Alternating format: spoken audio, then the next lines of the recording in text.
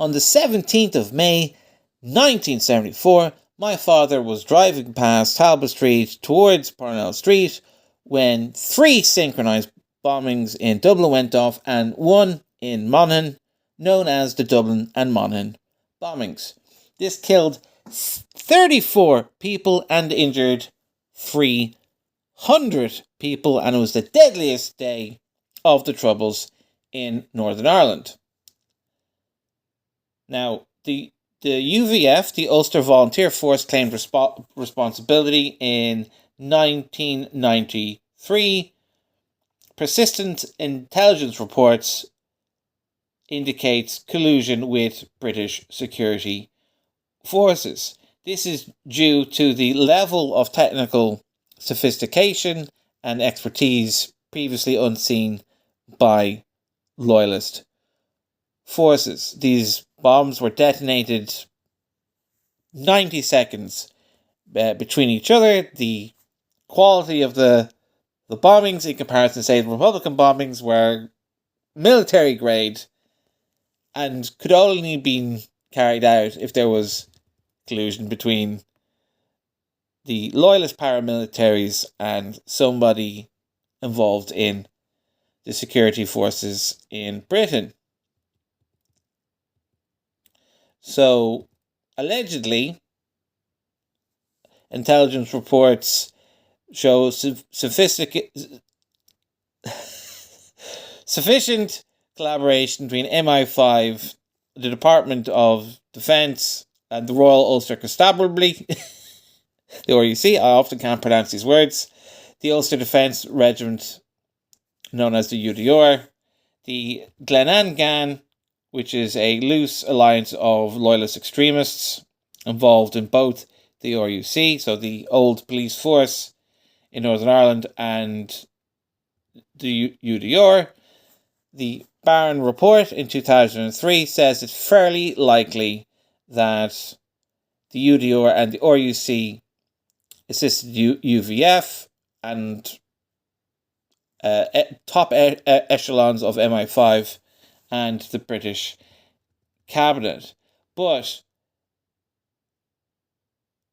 all the official intelligence reports were kind of scuppered when it gets to investigating MI5 and the Ministry of Defence, the UK Ministry of Defence.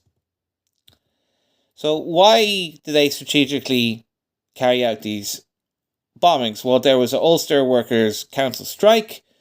There was the Sunnydale Agreement. So this would have been a power sharing agreement between what we call the nationalist and unionist communities, or the outside world refers to as the Protestant and Catholic communities.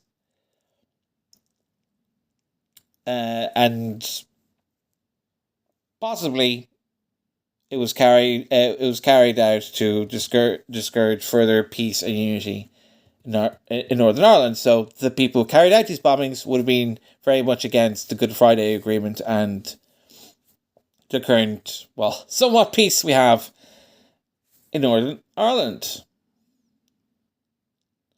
So, why did the Garda investigation collapse? So, the Garda, the police force in the Republic of Ireland, weren't able to gather information or evidence from Northern Ireland or the British forces. They couldn't get data, they couldn't get fingerprints or anything like that. So the Fine Gael government shut the investigations down, claiming, they feared that there would be even more reprisals or even more bloodshed.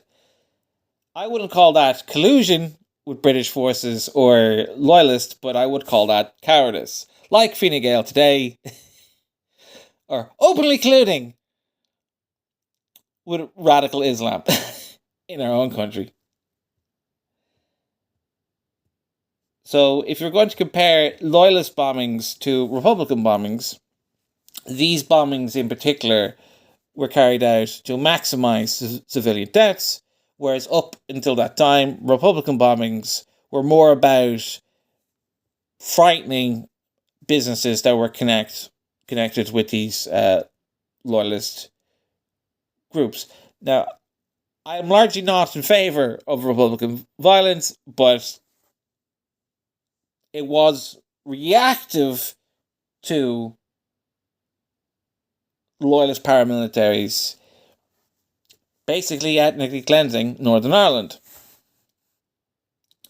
So how is this important for today? Well, it probably would take another 10 or 20 years to investigate MI5 and the UK Ministry of Defence in this regard. So I would focus more heavily on the fact that these loyalist paramilitaries, the UVF, the UDA, and the Redhead, I call them the Redhead Commandos, the Red Hand Commandos, they organise politically through a group called the Loyalist Communities Council. Now, while they are not officially a political party, they do have a lot of influence in the DUP, which is the second governing party in Northern Ireland today. They have a lot of political influence. Like in recent years, they threatened political unrest, basically threats of violence. Last year, there was thousands of loyalist paramilitaries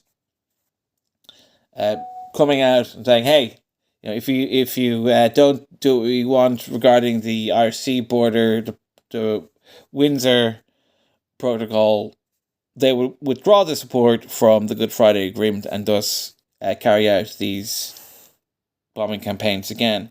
They receive a lot of money.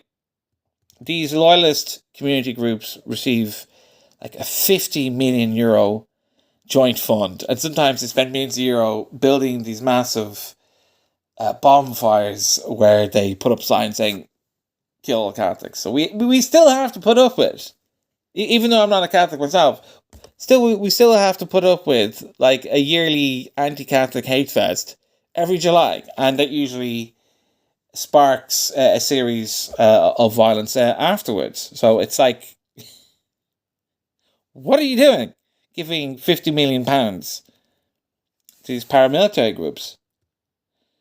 So,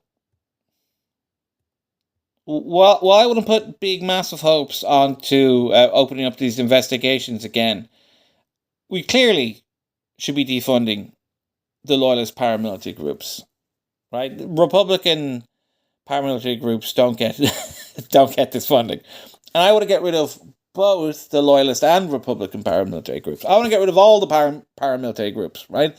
In the Republic of Ireland, I want Ireland to be a democratic nation, one police force, one army. And in Northern Ireland, for the time being, before reunification, I would encourage Protestant and Catholic communities to collaborate together to get rid of all of the paramilitaries altogether and democratically organise the police force so there's no more sectarian violence, no more sectarian collusion between the current police force in Northern Ireland and loyalists. Now, I don't want to throw too much hate on the PSNI, but like I said, loyalist paramilitaries are getting millions of pounds every year, and they're still engaged in violence, such as burning out dozens of Catholic homes every year in what is described as loyalist territories that, in my assessment, I'd refer to them as loyalist drug gangs or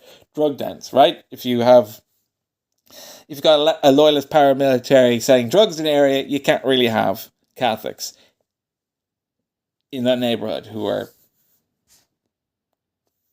not going to be turning a blind eye or in fear of not turning a blind eye. Effectively, the reunification of Ireland aside, that's a political thing. I would like Catholics and Protestants to unite together on a spiritual level against radical Islam and communism. I want Ireland to be a united democratic republic, but that can't happen if we're not united spiritually. Like, look at the housing crisis, the fuel crisis, the energy crisis. All these crises we have is because, as a nation in the republic, we are not united. That was a big one.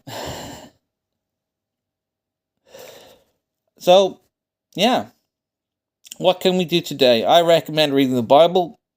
Focus on your own personal sins. Give it up to Jesus. Get rid of the victim mentality. Like I will review this once a year, but there's no point being a victim about it, even though potentially my father could have been killed and then I wouldn't be alive here making your life more enjoyable. But don't be a victim about it. We want Ireland to be a first world nation where we are proud of ourselves. We don't have any more hang-ups with the British, but we need to stand firm and say, hey, we need to get rid of all the paramilitaries. And in this particular issue, I am highlighting the £50 million the loyalist paramilitaries get from the British government. So I am open to working with any Irish nationalist or moderate unionist that the referendum on unification is a separate topic. We first need to get rid of the paramilitaries. Erin Gapra.